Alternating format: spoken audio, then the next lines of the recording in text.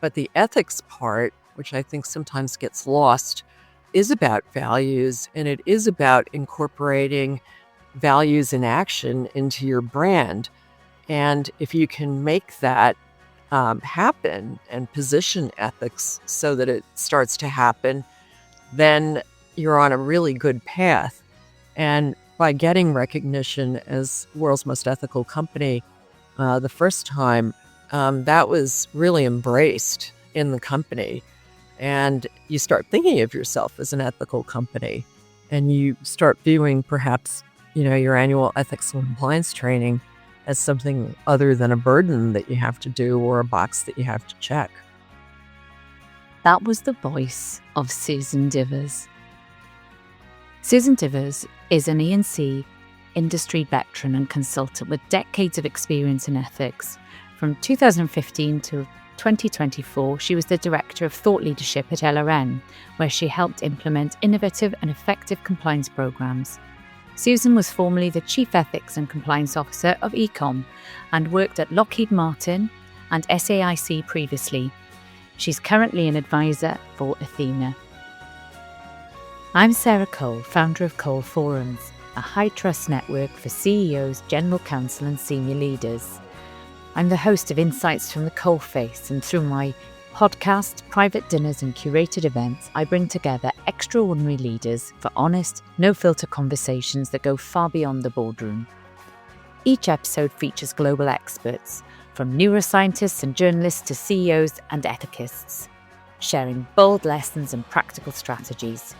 We explore the science of trust and motivation, the power of communication, the role of ethical leadership, and how to balance high-stakes careers with a fulfilling life.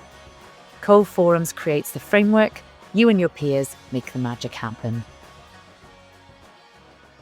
Susan Divers, how are you? I am so thrilled to have you on my podcast. I can't tell you, and I'll explain to the listeners why in a moment. But are you well?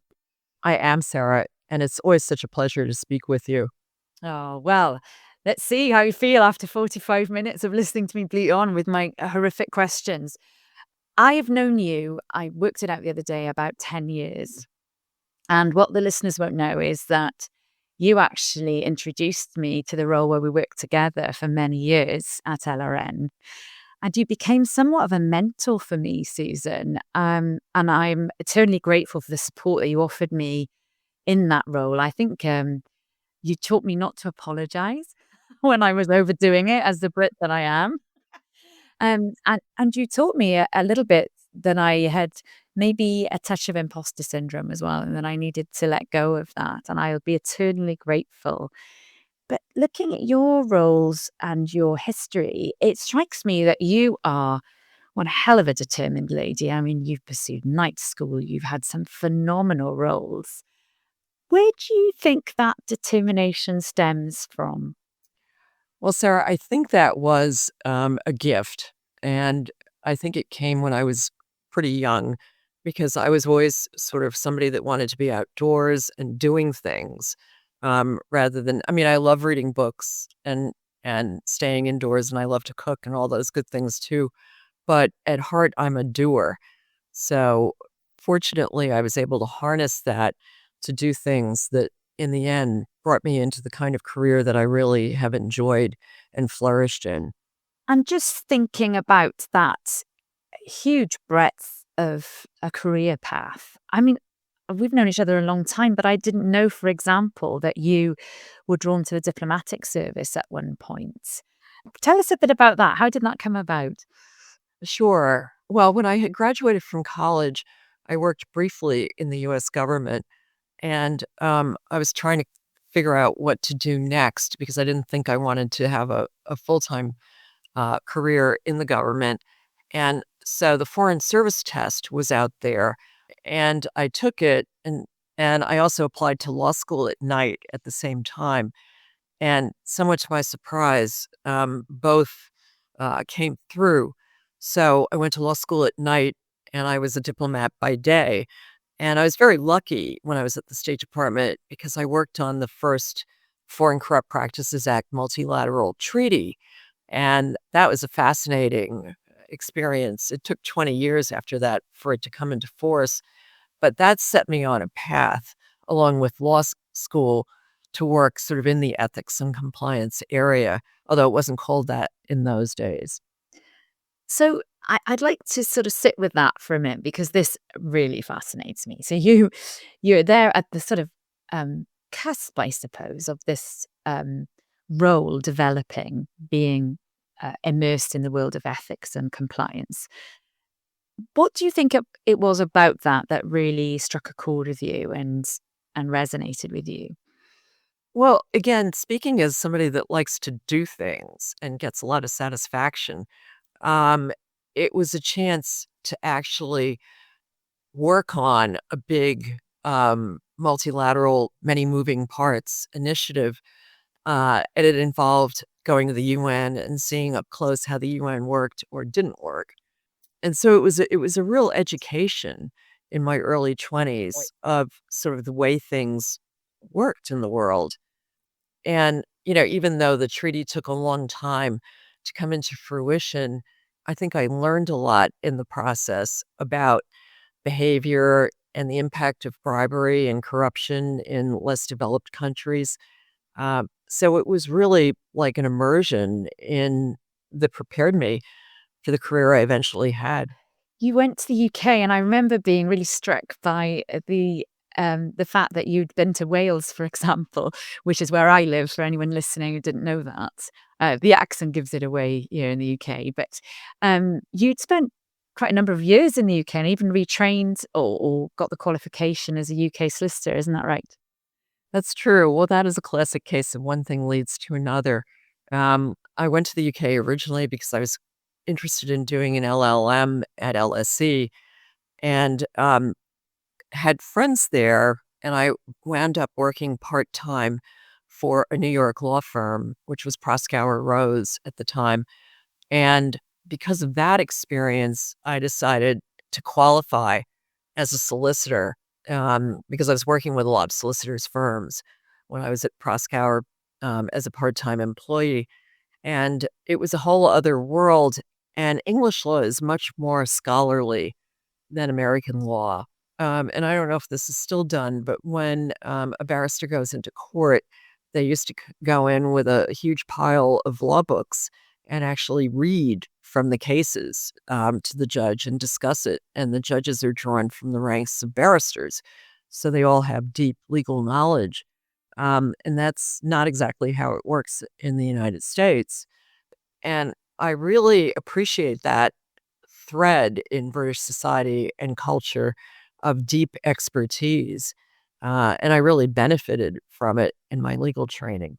So then, what brought you back home then, as it were? Was it? Well, I had to make a choice after 4 years whether I wanted to be a permanent expat or not. And I had friends from college who were living in London, and they were planning to be there permanently because they were married to British citizens.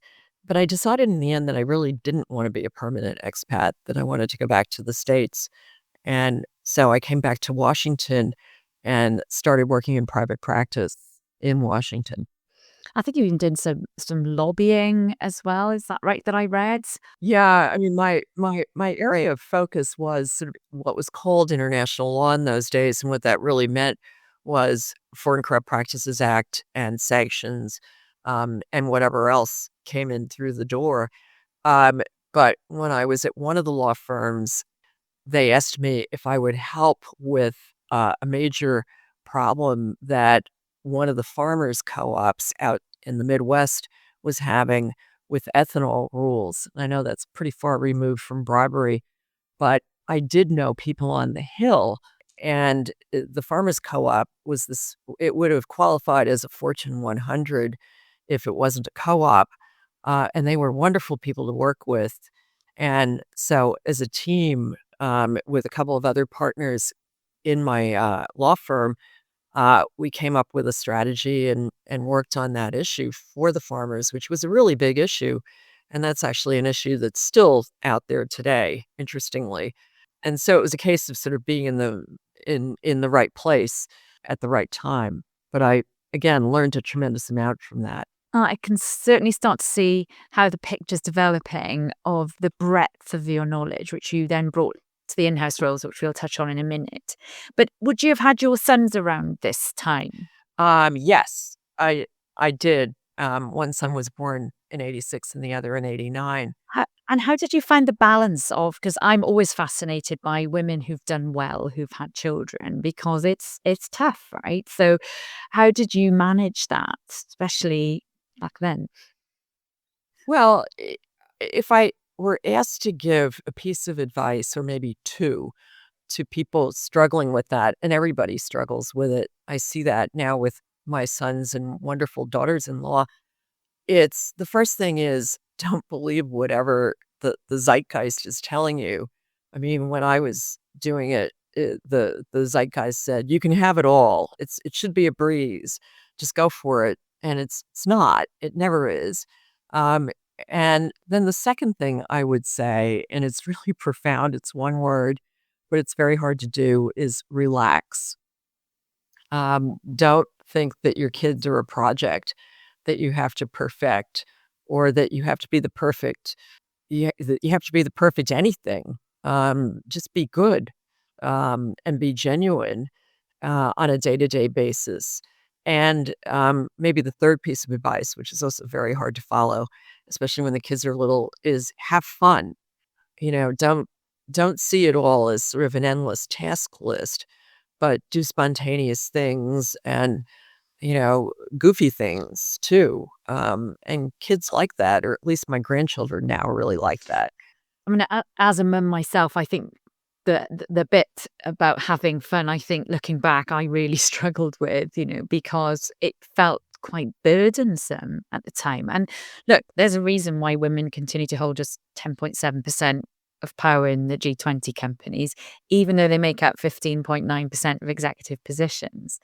And I think this is the reason I think we all grapple with this issue.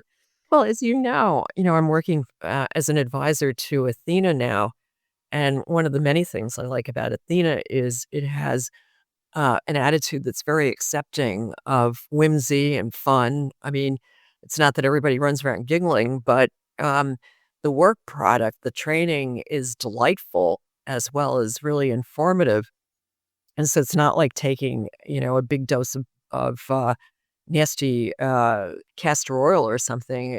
It's engaging, and that incorporation of creativity into work is part of fun, and bringing that into your family, even though those years really are rough years when your kids are little and you're trying to balance a career, but try slowing down and on weekends and, trying to set aside some time to just relax and have fun, I think is a worthy goal, as long as you don't make it sort of a goal that you feel that you haven't accomplished and you're always running short and all of that sort of thing. Setting yourself up for a fall, as it were. And I think many of the women listening to this who are leaders themselves will really take heart from that, because you've been such a success and you have now grandchildren, all the rest of it. So your sons, I know, have done very well.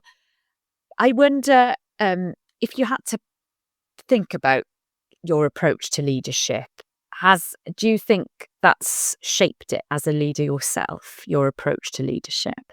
Oh, clearly, when I was at AECOM, I'm somewhat famous for saying, there were two things that people used to tease me about. One is the perfect is the enemy of the good, and I really do believe that if you're trying, for example, to eliminate all risk in a particular area, you're going to fail because you just can't.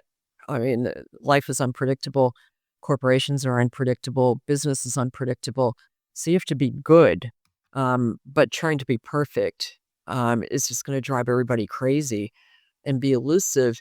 And the second thing, which is somewhat contradictory, is the devil is in the details. And when I was in-house, I saw a lot of occasions where it was possible to panic. Um, Something would come in on the hotline, and people would start running around with their hair on fire. And, again, relax, take a deep breath, get all the facts, and then figure out what you have to do. I mean, you have to do it quickly, but that deep breath, I think, is really important as a leader.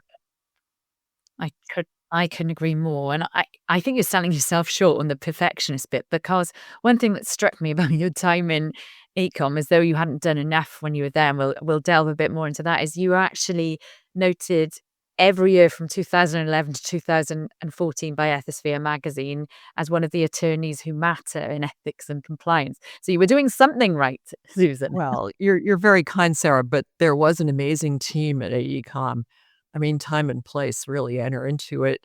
The CEO was incredibly supportive of ethics and compliance, and I had an amazing director of communications who's now, uh, I think he's an EVP at Allstate, in charge of all communications for the company, and an amazing head of audit, and a really supportive HR department, as well as a good team. And, I hate the expression, it takes a village, but it does. And, so I was in the right place at the right time. And the company really had a tremendous commitment to ethics, and that we were lucky that that got recognized. I think you're very modest. However, I wonder, just listening to you speak about, what sounds like a really fantastic team that you built there, and you were a part of. Do you think that those accolades that you won when you were there, I mean, I think you got, 6 external awards as well. Do you think that they impacted on your team's values? Because I know you're really big on values, so it'd be good to dig a bit deeper into that. But do you think that it was part of that pride that you all took in those awards and gaining them? Yes, and that's a very good point, that it jump-started the process of making ethics and compliance something positive that enhanced our brand, rather than, as my friend Scott Sullivan likes to say, a visit to the no police, or I think he calls it the Department of No, and, the cop shop or whatever. And that is an element of what you do as an ethics and compliance person. But the ethics part, which I think sometimes gets lost, is about values, and it is about incorporating values in action into your brand. And if you can make that happen and position ethics so that it starts to happen, then you're on a really good path. And by getting recognition as world's most ethical company the first time, that was really embraced in the company. And you start thinking of yourself as an ethical company, and you start viewing perhaps, your annual ethics and compliance training as something other than a burden that you have to do or a box that you have to check. So talk us through, I mean, look, back in 2009 when you started at Ecom, I'm sure there were challenges there before you got to the point where you were winning world's most ethical company. So what was that journey, and what were the biggest hurdles during that period of getting you to the point where you were happy? Ah, well, that's a hard question to answer, except to say that the ethics and compliance program was getting underway, and so finding champions, if you will, although we didn't use the compliance champion model, we had regional ethics and compliance committees, and figuring out how to engage with them on positive ground. Again, if you walk into someone's office and say, "I'm the ethics and compliance person and we have problems," I mean, it may be true, but it's very negative. So trying to engage with people on a positive level to say, we're trying to live our values, we're trying to make the program employee friendly and welcoming rather than formidable. I mean, that's huge. And that's something, again, that Athena really understands, that ethics and compliance training has to be engaging. It can't just be a Soviet style lecture for 30 minutes on why something is bad. That's always painful. So, having that positive outlook, and then finding allies throughout the company who were willing to become part of that journey. I mean, that was really the key to it in the end. I often say that I feel like sometimes being chief ethics and compliance officer in an organization, you've really got to have your head around marketing and how to sell it to your peers, to your team, and it certainly sounds like that was your experience there. I mean, would that be the biggest factor, do you think, to the success of that role? Well, there's that, and again, I had an amazing ally on the communications side, which really made it a lot easier, and he and his team were just tremendous. But you also have to be a project manager and, like, getting the training on a good footing, and something I was talking about yesterday, actually, with some of my Athena colleagues, is training platforms have to work well. They can't be creaky and old and break down and do strange things, which I've seen up close. They have to be seamless, just like you go on Amazon and in 2 clicks, you've got what you want. And that's something that I think, really has to work well. So being a good project manager is important, as well as the communication side. And not all lawyers, I mean, I'm a lawyer, I'm a recovering lawyer, but not all lawyers think in those terms. And one thing to avoid, which I know you've heard me say before, is to think of ethics and compliance as a series of checkbox, and to think that policies are self-executing and that you put out a policy and you have instant compliance. It just doesn't work that way. You have to create a whole rubric of ethical culture and values and spontaneous statements or actions by management that really incorporate it. And then if you've got that, then you have a really viable program. It doesn't mean that it's going to last forever because you have to keep ensuring that it's on track. But once you get it into the gears of the company and into the culture of the company, then you have something that's really valuable, I think. Just staying on the sort of leadership side of what you achieved there, because you've just touched on that. I wonder what your philosophy is. I mean, I'm trying. It's hard to not connect my own experience of your leadership, Susan. But if you had to describe your leadership style or your philosophy, maybe even on leadership, what would you say was the sort of point that you'd want to make? Well, it's again, I think consistent with being a doer. And sometimes people would look at a problem in-house or a system, and this isn't unique to AECOM, it's the way life is. And they get, it's easy to get overwhelmed. And again, to sort of go for the perfect. And if you step back and you think about it, some improvement is better than no improvement, or some risk mitigation is better than no risk mitigation. So don't Right. get mesmerized by the need to fix it all at once. A, because you can't, and B, because you may miss opportunities to do things incrementally that can then take root and bear fruit. So, and that, I think that's kind of an attitude I've had throughout my career. Do what good you can do at the time. Keep, reaching for something better, and for continuous improvement. But don't get hung up on, sort of something that's too massive to actually come into fruition, or something that's supposed to be perfect. Can you think of an ethical dilemma that you faced, maybe some sort of crisis management point in any role that you've had, actually, because there've probably been a few, where you've sort of adopted that style and it's worked? Well, without naming names at all companies struggle with third parties these days. I mean, that was true, you know, 20 years ago, 30 years ago, because third party risk, most of the bribery cases, I think it's some whopping 95% of bribery enforcement cases in the US involved third parties who were middlemen, advisors, sales agents, whatever capacity. If you look at that problem, when you first are trying to put in place a good program, it can really seem overwhelming, because how do you vet all of them? How do you ensure that none of them are tied to terrorist or narco gangs, which actually almost happened to us at one point early on in my career. And what do you do? I mean, you can have as many as 5,000 out there.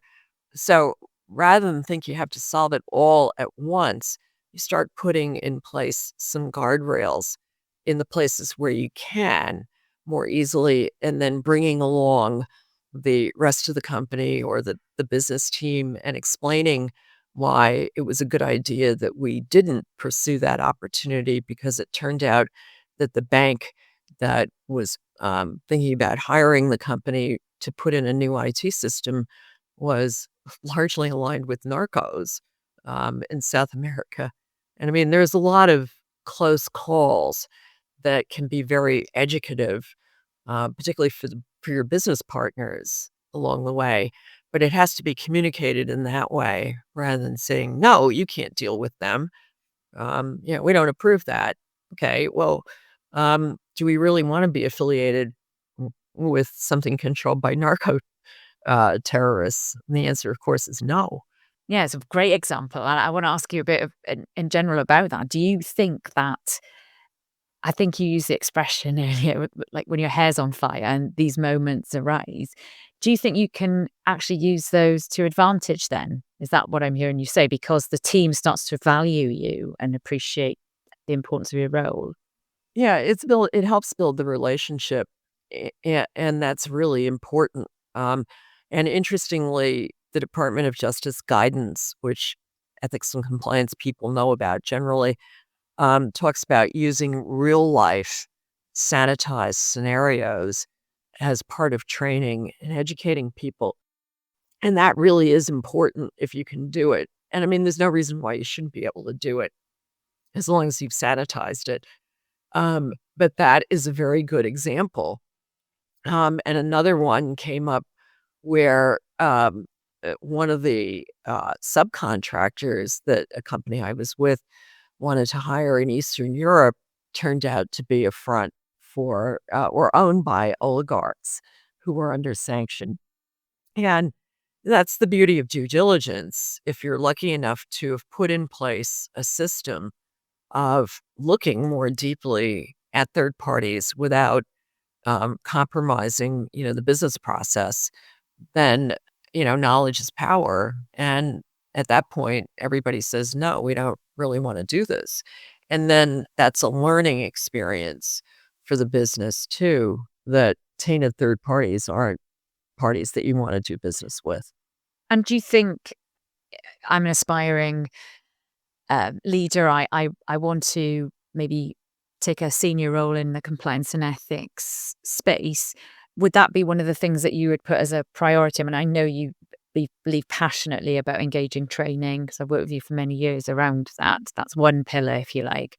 But is the third party sort of due diligence side another really important one then? Well, it is in the sense, Sarah, that it's about managing risk. And in the end, I think if you're an ethics and compliance person, you have to really realize that you're there to identify and mitigate risk. And the business people need to know that there's a risk there and that it has to be mitigated. And if it can't be mitigated, then you may have to make some hard decisions along the way. But being able to sort of speak credibly about why that could be a risky proposition, I think is essential. And then to go through what can be done to mitigate it, if it can be mitigated, and not everything can. And again, risk, I think, is what you're there to manage. And even, for example, on the tax side, when I was at SEIC, I got drawn into some of the international tax issues that came up from time to time. And we found out in one instance, we had a contract that we were pursuing, and we found out that if we won the contract, we would be subject to a 35% withholding tax in that country. And that tends to sort of eat up profit margins. So that was a risk. And identifying it was essential, because finding out about it later would not be a good thing.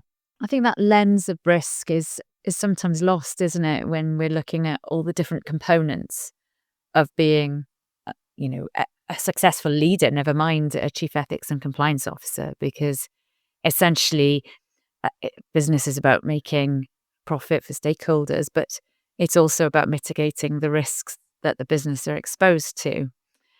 I'm thinking around that sort of risk mitigation and what have you.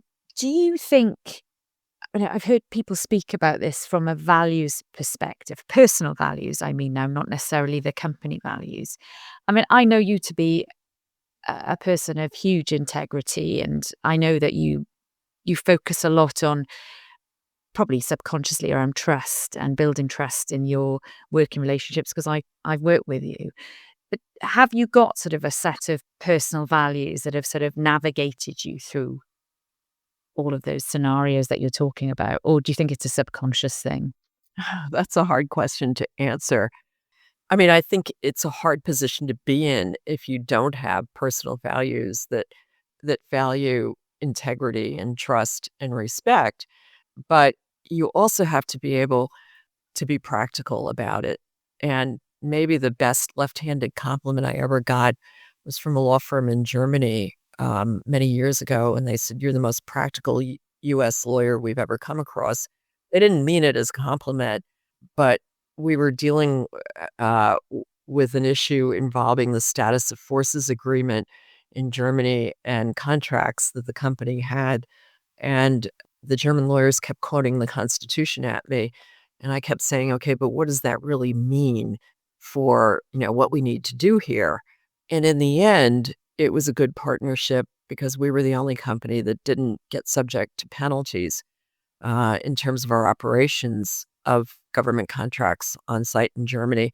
But trying to figure out, okay, there's an issue here, there's a risk here. What are the actual options that we have? And law firms aren't always the best places to go for that, I've found over the years. The kind of real world perspective. Yeah, yeah. And in the end, it was a business partnership with the business leaders who were affected. And one of them is still one of my closest friends in the world. See him and his wife regularly. And as a partnership, we worked with the customer, which was or the Army in that case, the US Army, and we were able to successfully navigate a whole bunch of very tricky issues. So that being able to be practical and being able to bring your business partners along on the journey to saying, okay, well, what are we going to do, and how can we solve this, um, and how can we mitigate the risks? And it's very satisfying if you can do that in the end. Is that, do you think, the difference between becoming a part of that business plan and, you know, on the business side of things, rather than being the police, as you described that function can be perceived as earlier? Do you think that's what it's all about, really? It is what it's all about.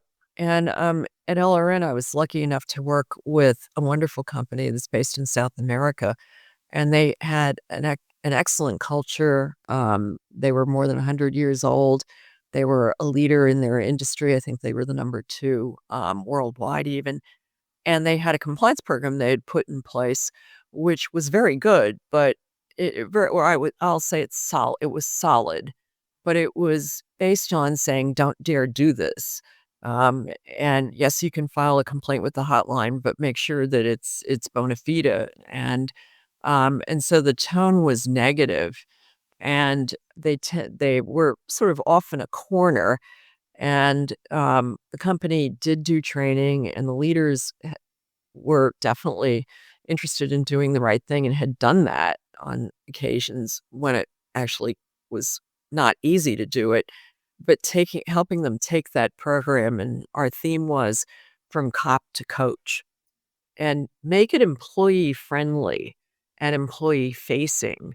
Because most employees, if you say to them, you should deal with the compliance department, will look at you like you're crazy. It's like saying you should go to the dentist once a week because it's fun.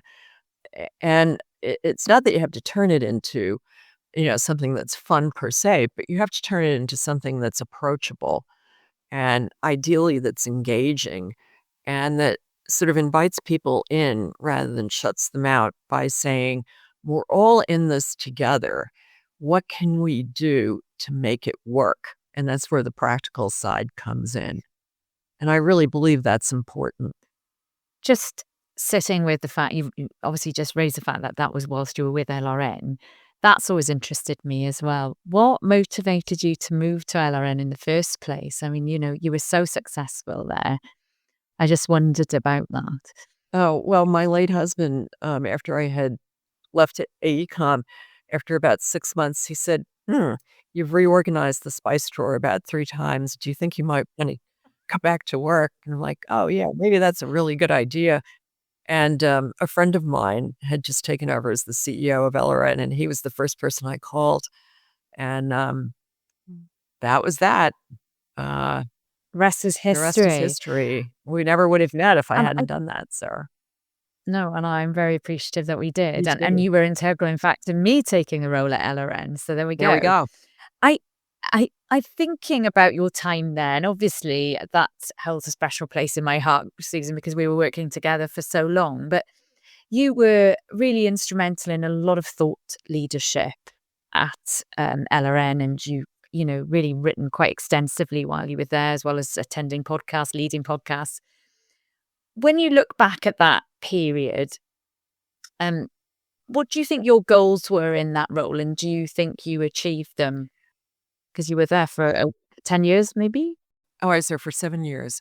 Well, when I joined, I knew of Dub Seidman, and I had long ago read, his seminal book, which is How. But I basically had the opportunity to immerse myself in, his view of ethics and compliance, which I think has really fundamentally shaped, how people think about it for the last at least 10 years, probably going back more. And Dub's point was that values are much more powerful than rules. And he's absolutely right about that, that if you have shared values that people actually do incorporate, you can't just put them on the wall and never look at them again. But if you actually are making an effort to have a workplace that is based on integrity and trust and respect, you won't always succeed with that, but it's a journey, not a destination. That was transformative for me. And then looking at the power of values, which a lot of our amazing clients over the years took to heart and built ethics and compliance programs that really were based on shared values. You have to have rules too, of course, but the values are sort of the blood that animates the body, if you will, and the rules are the skeleton that keeps it upright. Um, that really helped me sort of see what the basis of ethics and compliance had to be, and how you could, in fact, make that transition from a rules based to a values based program. And the companies that have done that have really succeeded very well in a lot of regards. Yeah, I can remember one of the pieces of empirical data that really struck with me was, I think, a company that had taken that values-based approach. When you looked at the data, and we'll go into that in a minute because I know you've had a lot to do with the data, they were 3.9 times more likely to be successful on other metrics like profitability and innovation and all the things that I'm hearing all the time from the leaders that I'm speaking to that's really important to them. So it's not even just a sort of a moral compass type approach. It's actually empirically proven to be a financially beneficial approach as well. Well, and that actually stands to reason when you think about it in practical terms, that if you're a company where people can speak about things generally freely, I mean, there's good professional behavior to be observed, but if people can say, "Well, is that really a good idea?" Or, "We could do it this way, we could do it that way," that is overall beneficial rather than a top-down, very authoritarian model. In Dove's book, How, I think he talked about different models of governance and the authoritarian do it or else. approach was at one end, and then the rules-based incentives at the other, and then values-based at the other end, it generally means that you have a much more open and creative approach to what you're doing, and that you can change and pivot if you need to. And especially in today's world, being able to pivot appropriately when you need to pivot, or change things that aren't working is really important. And I always think about the Volkswagen case because, based on the reporting about that, the directive to fudge the emissions standards and tests had come from Germany, and managers in California had raised it in a perfectly appropriate way and had said, "Is this really a good idea?" Um, and essentially, according to the Wall Street Journal, at least, the answer came back, "Do it and stop talking about it." And, that's sort of an example of the problems you have when you go with that model, where nobody can really raise their hand and say, "Hey, we may be heading for a cliff here." So I think it doesn't surprise me that a more values-based, more people-centered, employee-facing approach to governance works better. I think our experience, having worked with clients who are faced with, trying to cultivate a culture of ethical decision making is, and I've heard you say many times that you think fundamentally people want to do the right thing. Most people do, yeah. E- And I wonder, just thinking from the listener's perspective, so what can they as leaders do to cultivate a culture of ethical decision making back at the ranch? What would your advice be? Well, I think there are a couple of really essential components. One is you do need to train people because people aren't born with the knowledge of what can be an ethical risk. I remember early in my career, I was talking to one of the young communications people at the company I was working, and I said, "It's getting close to the holidays. We need to put something out about gifts and entertainment." And she said, "Why?" And I realized that she had no idea that gifts and entertainment can be a conflict of interest or a bribery issue. It wasn't her fault. I mean, she was in her early 20s, but that's a good illustration of why you need basic training. And again, the training has to be uh, engaging, it has to be clear. It can't just throw a whole bunch of US code provisions or judicial decisions at people. And then it needs to be reinforced with communication. And there needs to be a culture that actually isn't at odds with the values that you're espousing. So if you're in a company and the code of conduct says, we respect people, but the management is busy sexually harassing everybody they can lay hands on, then you don't have an ethical culture. So you don't have an ethics and compliance program. So you have to definitely walk the walk as well as talk the talk.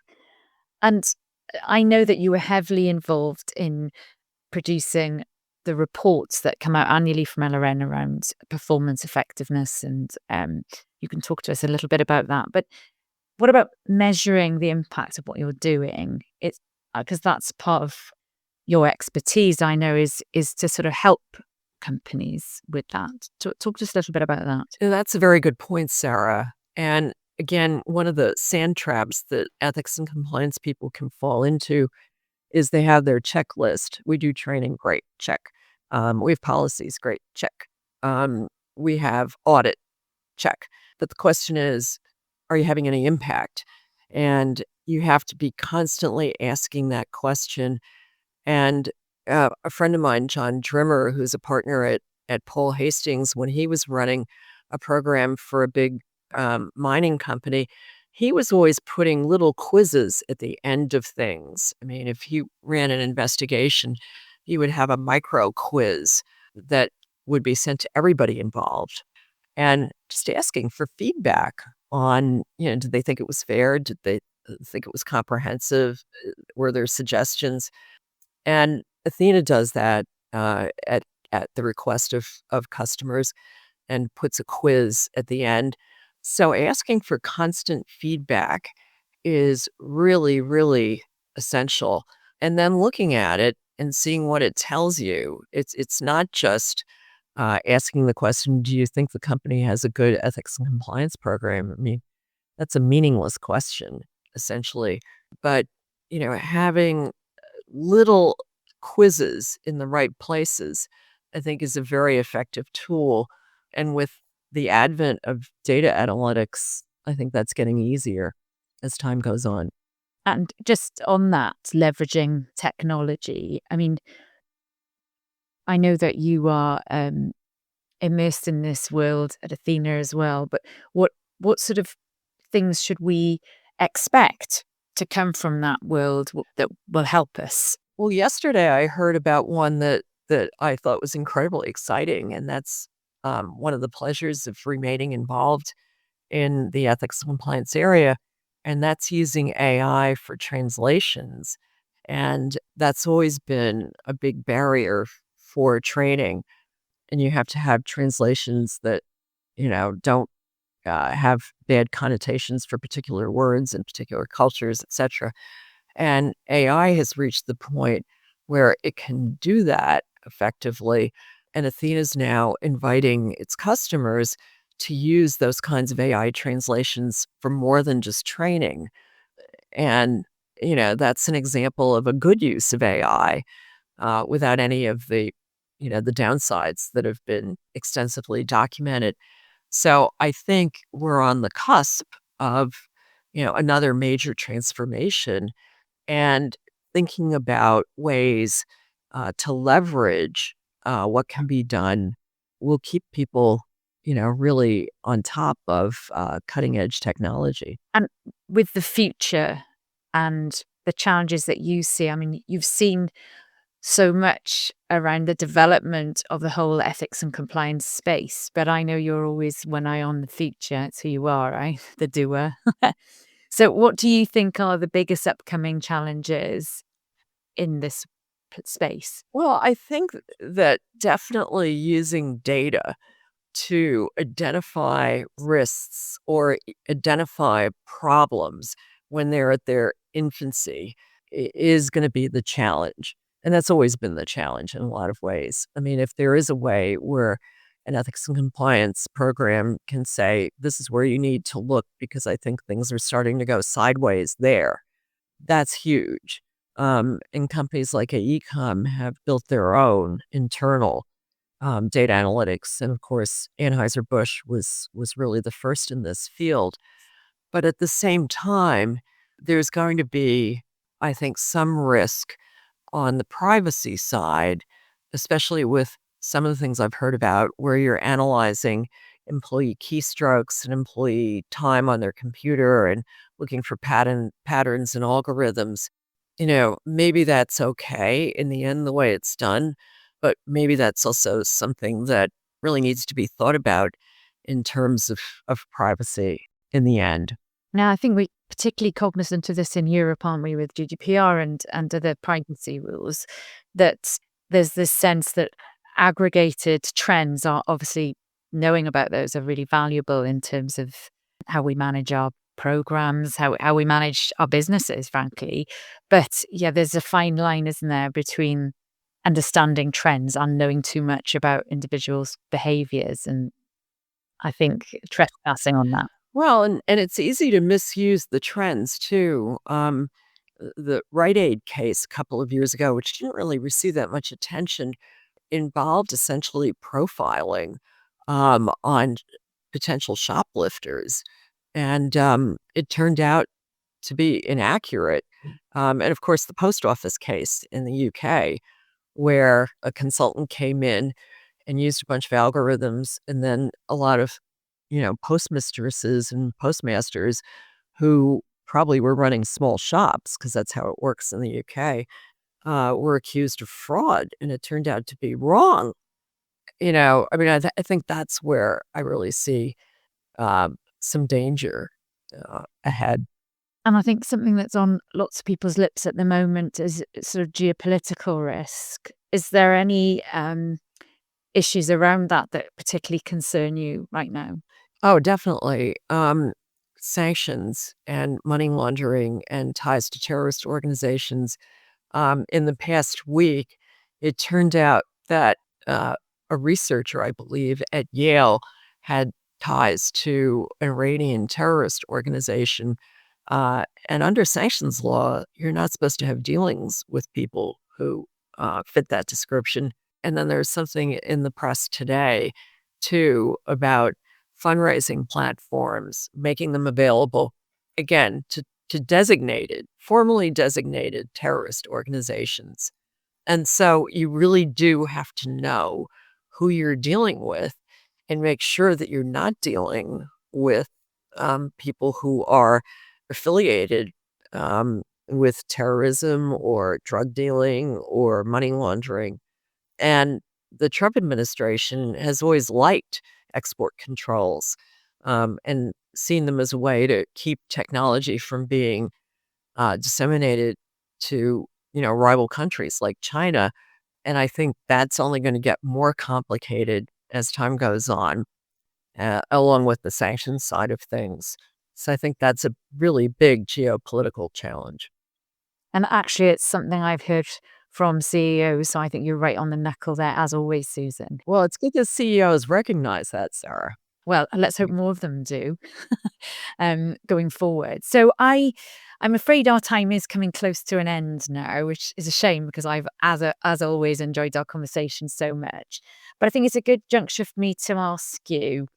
I know you've got a long way to go, Susan. You're always so active. But is there a legacy that you hope you would leave in this field?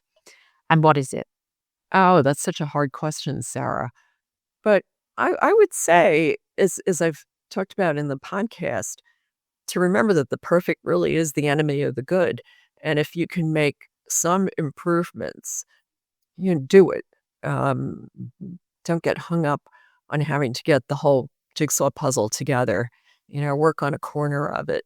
And that frequently leads to more in ways that you might not expect. So again, that's coming from somebody who's a doer and likes to see even the pieces of the jigsaw puzzle, the corners get put together. It's really valuable. And one last question before we part ways, which I'll be sad to do. I've been asking everyone who's been on the podcast, if you could create a leader's survival kit, what items would you include in it? Well, for me, that's a fairly easy question because I love to read. And now that I'm a consultant rather than a full-time employee, I have more time for that. And the insights and the pleasure that you can get from reading interesting and authentic books is just amazing to me. I've started reading poetry again, which I did when I was an undergraduate. And there's a number of excellent poetry sites on Substack, which I love. And just being exposed to that and the discussion of what they mean and what the values are and the perspectives, as well as the simple beauty. I would put that in the leader's toolkit. Is there one particular book that you would say, right, go out and buy right now? Oh, I can't do that. No. That would violate all my fundamental principles. But don't read just nonfiction. I mean, there's a plethora of wonderful books out there, and I know you're going to be interviewing some of the people who wrote them on your podcast. But fiction and poetry add a richness and a pleasure to the texture of everyday life, and so I think it's important to include those. Incredible advice. Thank you very much for joining us today, Susan. It's been a pleasure as always. Thank you. Oh, Sarah, it's always so good to see you. Thanks for having me. That's it for today's episode of Insights from the Coalface, Elevating Leadership Beyond the Boardroom. I hope this conversation left you with fresh insights, new perspectives, and a deeper connection to the challenges and opportunities of leadership.